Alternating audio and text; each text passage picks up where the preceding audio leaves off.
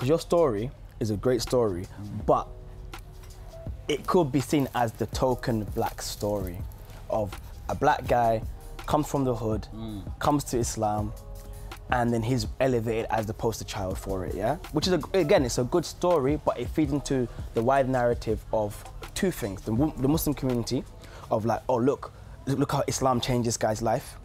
And then the wide narrative of society, of that being as well, oh, hood guy, black guy, and now he's doing something good with his life. So the only reason why I don't mind it too much, yeah, is because I feel like there's a gap where there's a lot of actual, matter of fact, people stuck in hood mentality. Yeah. Youngsters, teenagers, on the streets. Yeah. A lot of young Muslims like think they're gangster and are running around, and it's getting deep where I got called to Ireland the other day. Muslims been stabbed up and like they're killing each other. Yeah. So if they do need someone to put that stereotype, like this is a guy who was on the streets and he was a road kid and and it needs that because that's the language they understand, then because I've told myself like a few years ago, I said, you know, when it comes to this thing, don't put me as like a da'i, like a dawah person or a this or a that. Just call me a youth worker. I'll rather that, because all I do love about it is the fact that I can inspire people that do actually think it's cool to be on the road. Yeah. And I can kind of inspire them and say, nah, it's not really that cool, you know, learn from me, take it from me, like there's more we can do, like we can do this, we can do that, and I found peace in this, and you can elevate. Like, so, for those reasons, I'm gonna take that stereotype image, because I know that I can be the guy that goes around and just help, like, when I'm in that country, they take me into the hood. When I'm in that country, they say, talk to these kids, they're on the streets. When they're in that country, talk to these kids on the streets. For that reason, I let them get away with it, like call me that typical. Okay. But I know there's a lot more to me than just some street kid.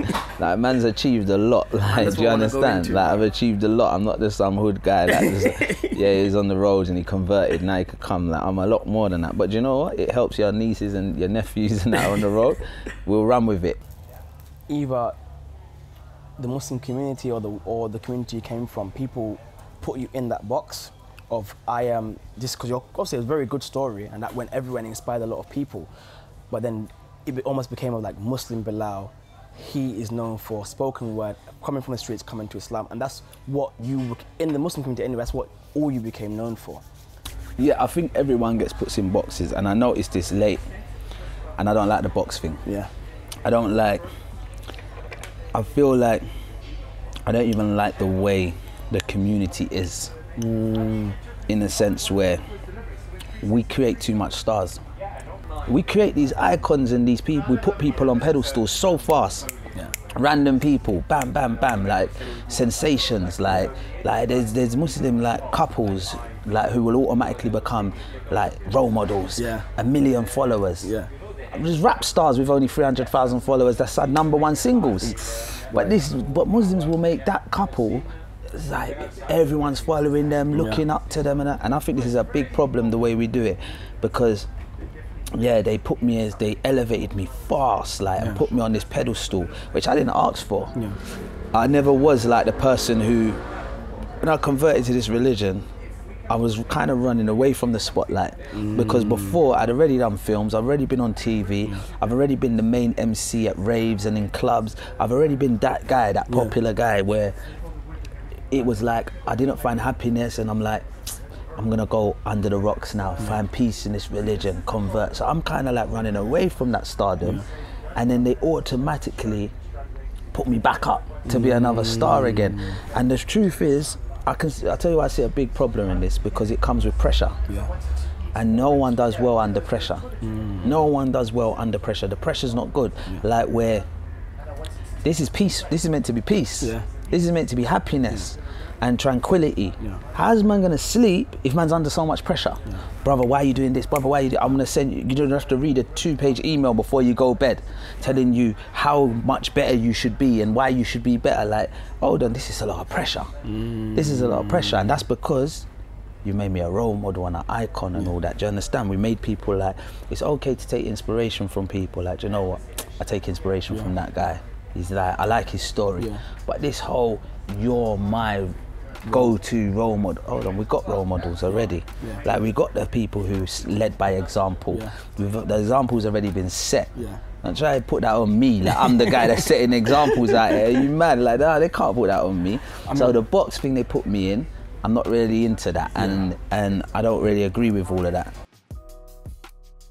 The first film I done was in 1998, and it was like critically acclaimed, one of the biggest films of its time, and I was one of the main roles in there.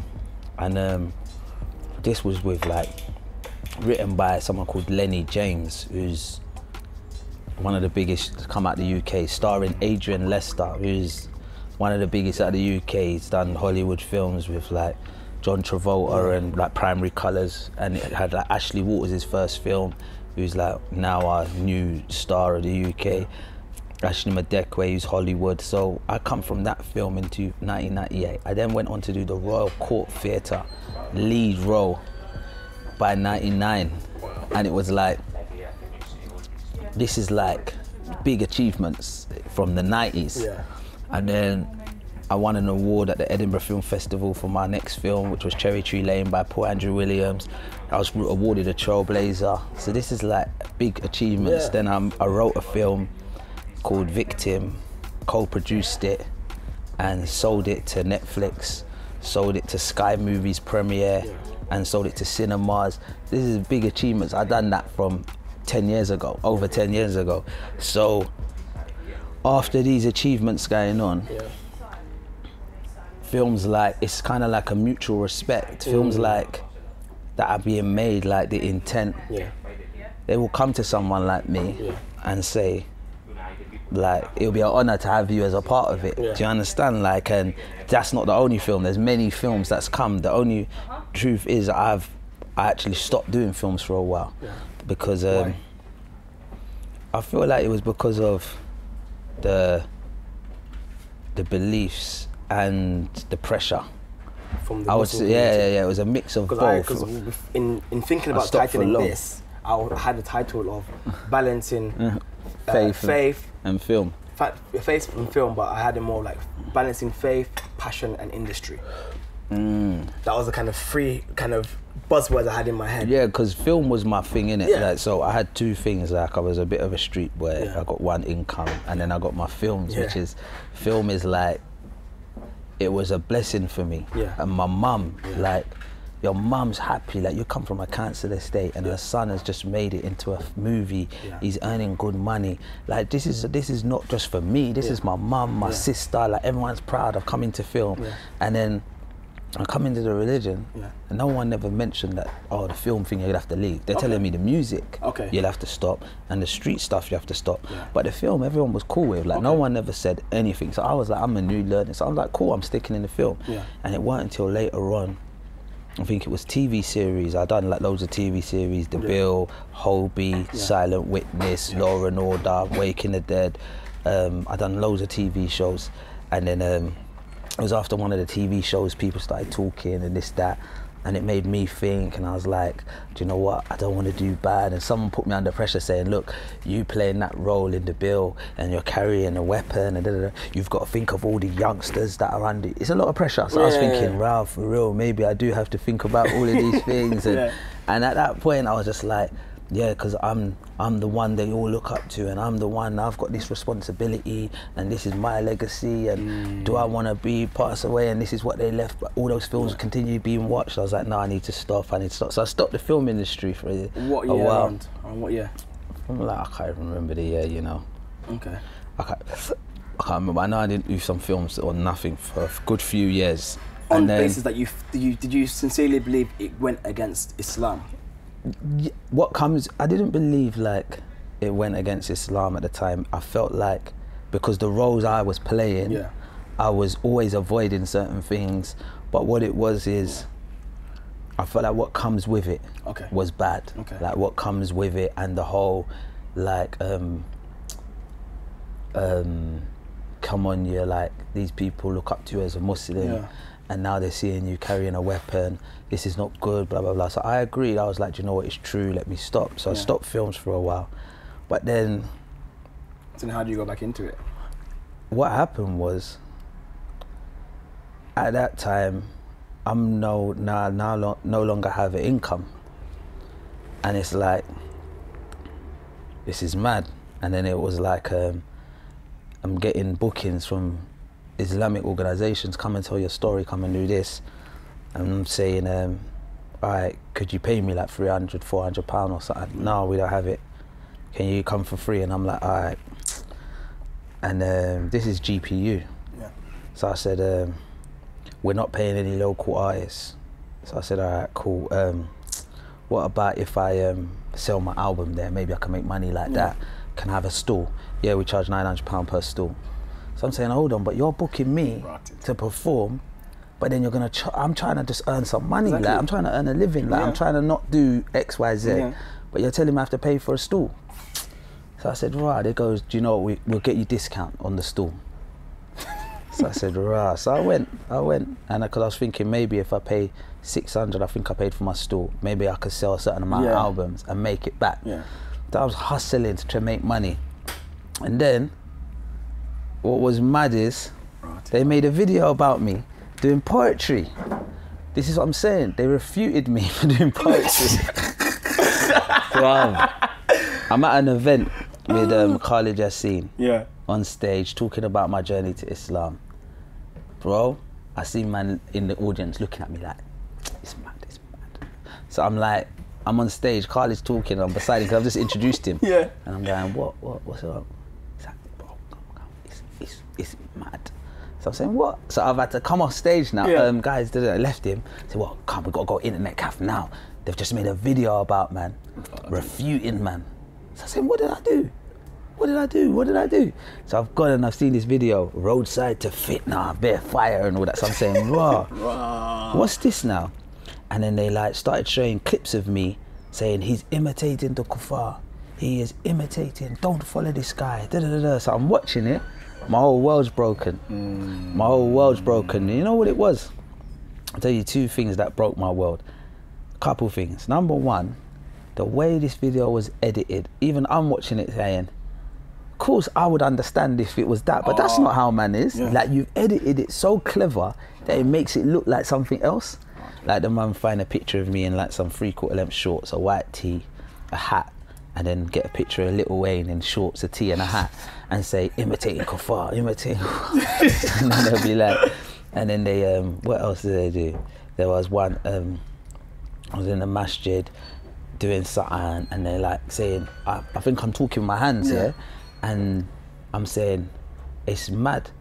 Like, it's something like it's mad in the masjid or something, like the kids are there, but they go, man in the masjid, the man in the, but I said it's mad, but they put subtitles, the man in the masjid, and then they put, he's against the bed.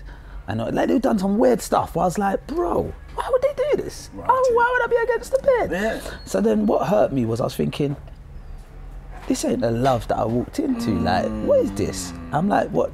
How could this be? Like, how could this be a part of the faith? Like, alright, cool. Even if I done something wrong, come advise you in private. Why, bro? Like, it's like, this is like the worst. Like, why would you want to shame someone like that? I was like, raw, this is mad, and I felt like there was no love. And then I started reading the comments. That's the worst, right? Oh my God, I used to like this guy. The comments, and this is why the internet is rife, because the comments was like, oh my God, he's disgusting. What kind of a, like, and I was just reading it going, right, they hate me. The thing that I loved, and I've come to, and I said, changed my life, and it was beautiful, hates me. Like, it's like, that's how you feel. Like, I didn't even want to go to a mosque, I didn't want to nothing. Like, when I did go, I felt like they were all talking about me. Everyone was like, and you just feel like, this is too much, man. And I understand, like, this is why, like, a lot of people just escape. Like, I say, like, of our religion, there's probably a small percentage practicing. There's 90% not. And it's because they think, like, it's too much pressure. I don't want this. And when in that moment, I was like, if my belief weren't firm in the one God, like, if that belief weren't firm, there's no way in hell I would have been like, is this what I signed up? I'm out. I don't want none of this. I don't want this, I'm gone. So the people would have pushed me out the same door they tried to invite me into within a second. Wow. I just said like, no. And I remember a non-Muslim said to me, bro, why are they talking about you like that? And I was like, boy, apparently I've done something wrong or again. And he goes, yeah, but is that how your religion is? Religion's meant to be love, like kind, mercy, like compassion. mercy, compassion. How can it be religious? That ain't religious. And I said, boy, I think I've done something. He goes, bro, nah, I'd never join something like that. Right. And this is like a non-Muslim. So he said, I'd never join anything like that. Like, that is horrible, bro. How do you even sleep at night? What kind of people are like that? And me hearing him say that and saying how horrible it is, saying, nah, man, that's horrible. That's disgusting. Like, how could they put you under that kind of pressure? Nah, man, that ain't fair. It made me start thinking, yeah, this is mad. And then at that point, I think I went to Kuwait or something, I can't remember. But at these points, yeah, now I'm not getting no money from that industry. Yeah. Because I'm scared to even go to an event. I don't feel comfortable around the community. I think they don't want to book me. Booking's slowed down, but I'm not doing the films either. And I remember once, it's not consistent. I didn't even have money for rent, bro. I didn't even have money for rent. So I was staying at my friend's house. And one day, I phoned him and he's not home. I finished the meeting, phoned him and he wasn't home. So the meeting's finished, you know, everyone goes home now. But I'm like, rah, he's not home, what am I gonna do? Sat in a restaurant for a bit of McDonald's. Sitting in the McDonald's, phoning his phone, like, I got nowhere to go. I'm waiting for him to get home, because I don't live nowhere. You could say I'm homeless. And I'm like, I started getting angry, because I remember thinking, no one ain't looking after me. No one ain't looking after me. Like, everyone's just talking. And everyone's just commenting, but they're in their house with their mum and dad, who's probably doing some haram and crap anyway. Or they're in their aunties, or they're going around their cousins for dinner. Who's with me? Who's looking after me? Hold on, you gotta take care of yourself, bro. I just had a daughter. And I remember people saying, bro, my man's so talented, but he don't utilize his talents. He don't utilize his talents. He's talented, but he don't utilize it. He's under too much pressure. And I was thinking, yeah, do you know what? And at that point, I turned around and a Shia family. There was a Shia family, that was on my Facebook. And one of them had a house to rent. So I contacted them, the daughter. Said, could I rent your place? Blah, blah, blah, blah, blah.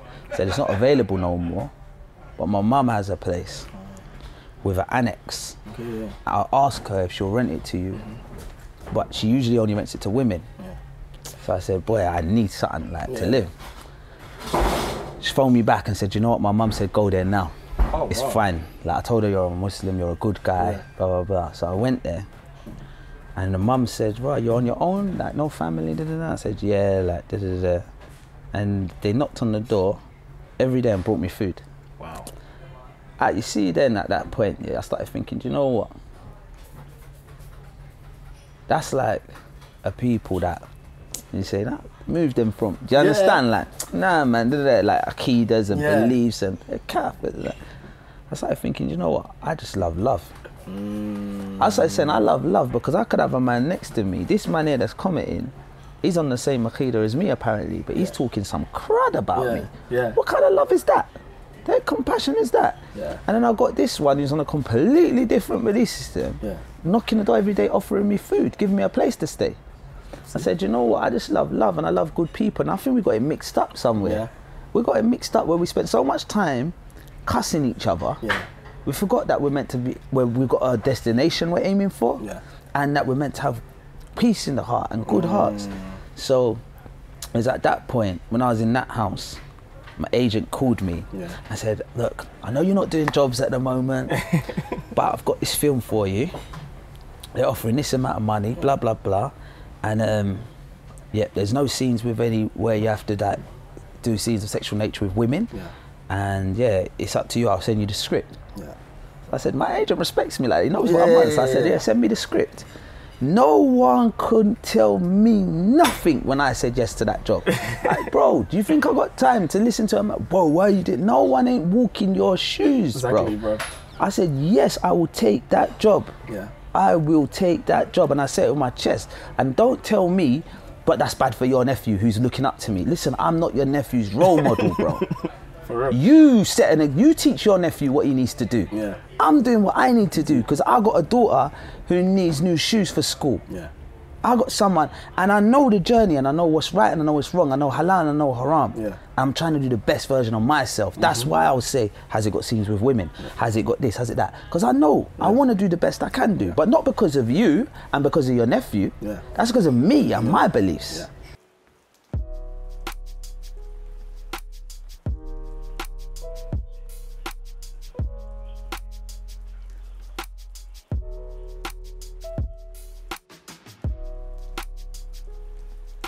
When man first converted, I feel like a lot of us, especially my circle and converts, we lost ourselves.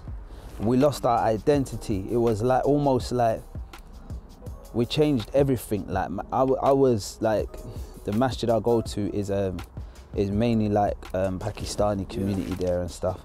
And all of us was like wearing the short kameez and the trousers. Like we was like moving like we're from Pakistan. Yeah.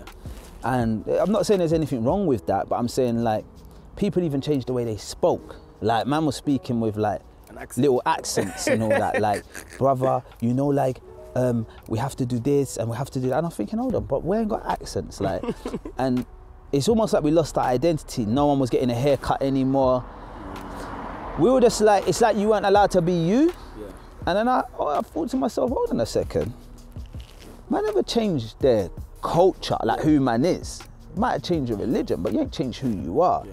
Like, come on, like I'm still me. I felt like man was low. Like it's like the deen was a burden, and this deen ain't a burden, bro. It's not a burden. So I don't know why we done that. To be fair, this deen ain't a burden. So I don't know why we done that. And I could see a lot of people was like they just lost themselves. Like man thought, oh, we can't work. I'm gonna sell atta. Man setting up stools, selling atta, £2. Like, you know, there's this extreme, and you know what, may Allah reward the people who's doing this, but it's like, hold on, you know how much potential I got in life, how much skills I got, skill set, and how much, like, what am I doing just setting up a stall, selling atta in the market now, and incense? Like, how am I gonna, and the truth is, it's not like, all right, cool, but we're in this deen, it's all beautiful, all right, cool, well, let me go and marry your daughter and tell her I sell atta for a living. It's not gonna work. If it's gonna work on all the way around, then cool. Yeah. But it's not working all the way around. Exactly. They're still gonna wanna know, what are you doing for a living? How do you earn? So that weren't enough. I can't remember what it was that triggered me, but at some point I realized, hold on, pick yourself up. This deen ain't a burden. Man's walking around like, yeah, like they man lost themselves. Like, we're not even allowed to drive a decent car anymore. I'm just gonna cycle to the masjid, sell atta, and wear this. I'm not gonna get a haircut. And the truth, you know what I noticed? See, when you're like that, they love you. Right. They love you. But when you like look like you're happy and you're living, man look at me like, so I'm like, ah, what, you looking for a wife or something? Why you dressed so nice? Like, what? Like, do you understand? Wow. Nah, man, hold on. Man can still present themselves well. So what point do well. When will that realization happen? How far into the deen then? Thought, you know what? It was years, bro. So, oh, right. It was years, bro. It was years before I realized wise man lost their character and personality. Years. I think it's not even till like after I've had my everything. It was remember, man's just gone to live in Egypt. Yeah. Man's gone to live in Kuwait. Man's been Saudi 9 times, Hajj, Umrah. Man's just going into these cultures, which are beautiful, and taking from them. Asia, man's been Pakistan 3 times, and all that. Man's never been back home to Jamaica. Ooh. Man ain't been to Africa. Man's been North Africa, Egypt, Morocco 10 times. West. But wait there, man ain't been back to Jamaica once. Yeah. Since man was a kid. Man ain't been to Africa once, like in the heart. Yeah. So I think it was that. It was when I went Jamaica and Africa. First Africa, and you say, Salam alaikum, my brother. I said, rah, yes, wa alaikum salam. Like, you get me? And I'm saying, hold on. This religion's for the world, you know. Man boxed themselves in and lost their identity. And I said, yeah, I'm a Jamaican, like, you get me? Like, this is me. Like, I forgot, like, I've been to all these places. I lost myself, but I am who I am. Do you get me? I ain't letting no one make me lose my personality and character. I am who I am. Yeah. And That's it, and it's beautiful. Allah created us from different nations, different tribes, so we can all get to know each other. I'm getting to know you, you can come get to know me. This is my style. Come and see how we do it. This is our style, But we've got our example. Everyone knows who our the leader example is, but there's different styles. Everyone's different. So it's like, right, if you're going to give dawah in that part of the world, we should send him because he's of that kind of person. He will speak to those people. He'll speak to those people in the language they understand. Well, you know what? We got them kind of young, send Muslim Belal, you're like them kind of, like, we're all different. And the thing is, although we'll be a mirror reflection of each other, as in when it's time to pray, we pray. For 30 days a month, we fast. We should have good manners and good hospitality. We're like mirrors, but we're not mirrors in one man's like this, one man's like that, one man's like this. We're not all looking the same, we're all different. And man lost their identity. I am who I am. And then it was after visiting Africa, Jamaica, I realised, you know what, I got to represent my thing. And that's why man started Spot Project, where we built our school. I'm working for all these charities, all these people. I said, you know what, man's got to do their own thing. Because I've learned, no one ain't really there for you. Even though it was a big warm welcome, they love you when you're up, but when you're down, they'll be like, next one. Next one. So I said, you know what, man's got to look after themselves. And that's the sad reality. And built Spot Project, Orphanage, Gambia, and you hear me? The Smiling Coast. That's my second home. Jamaica, Gambia. Because you know Gambia is like Jamaica, Everyone really. says that with Muslims. Jamaica's like Gambia. Gambia's like Jamaica with Muslims. Everyone says that's that. the Muslim Jamaica. So that's the, you get me? And I just built the school there, the orphan, see the kids. This is the work man loves. And this is what man loves. And I feel like people focus on the stupid stuff and the entertaining stuff too much, when there's real work to be done in the world. So what are you working on, man? What's what we've got coming from you, and talk about your creative process in that. I make films, and I will be working on films, and I have been working on films. Now, my latest film is a film called Faith. It's a feature film, and you know what? Alhamdulillah, it's my film. So this is like my film where I'm producer, I'm director. It's my directing debut. When you direct, you call the shots. Therefore, it's a film with no nudity, no scenes of sexual nature, no swearing in my film. Like, it's a clean film for everyone. But it's a bad film. The non-Muslims will go and watch it. The Muslims will go and watch it because it's got a big storyline, a big message, and hopefully, inshallah, it will be released the beginning of next year. And that's my biggest project to date. And I've always been waiting to make that film, and I'm excited. I'm excited for it to come out because I feel like this is what we need. That's my process. It's not easy, it's not shortcuts, and it takes long to learn it, but that's my field, and I'm not throwing that away and for nothing. And it's like, let's do some stuff that works. Like, we got channels, we got an audience. Let's start changing the opinion of the people of who we are and what we are, because we can create our own media. Wow. Definitely. Brother. Yes. Love, bro.